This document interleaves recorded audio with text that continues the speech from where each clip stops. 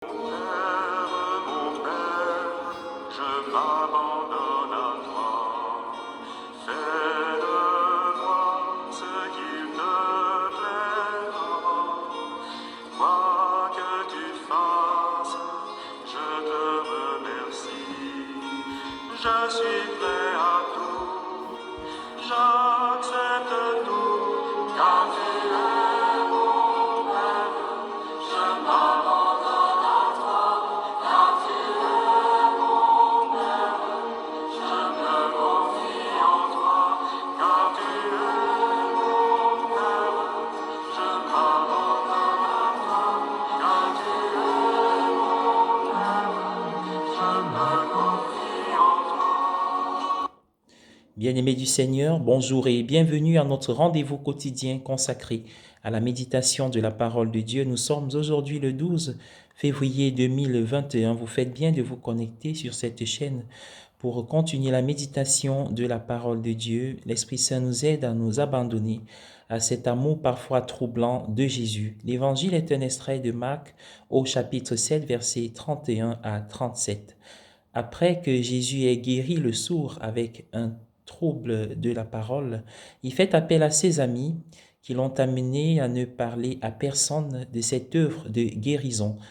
Bien sûr, les amis de l'homme ne pouvaient pas se contenir et l'ont largement publié. En conséquence, les gens ont dit de Jésus, il fait toutes choses bonnes.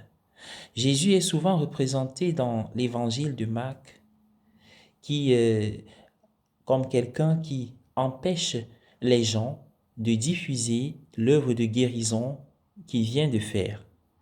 On l'a appelé le secret messianique. On peut se demander pourquoi.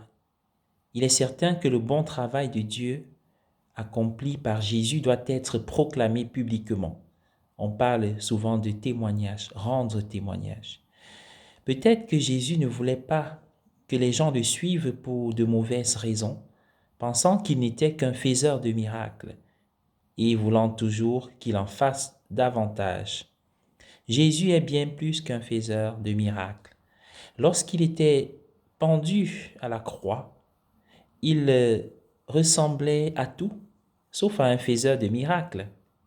Pourtant, l'amour qui a poussé Jésus à répondre aux malades et à être brisé par la compassion était le même amour qui a conduit Jésus jusqu'à la croix.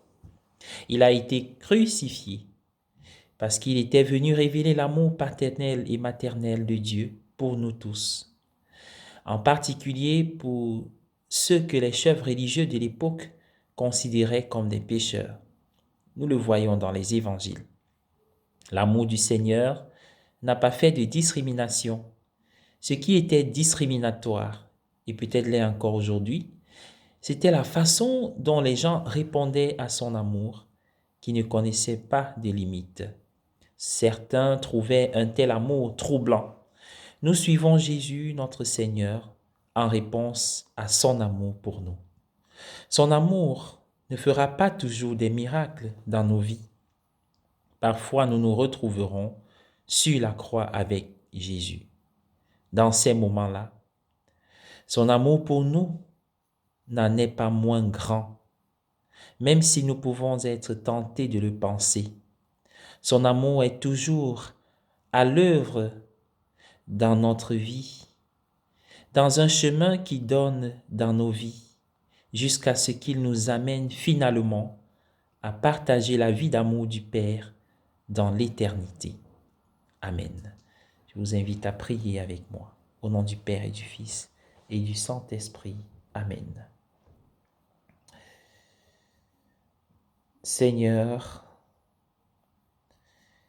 guéris tes enfants que nous sommes, guéris nos cœurs, nos manques d'amour. Daigne transformer positivement notre vie par ta parole. Délie notre langue pour que nous puissions proclamer à tous ceux et celles que nous rencontrons les merveilles de ton amour, même quand c'est difficile. Nous voulons leur dire de ne jamais désespérer, car Tu n'as jamais abandonné tes enfants. Tu combles tes bien-aimés même quand ils dorment.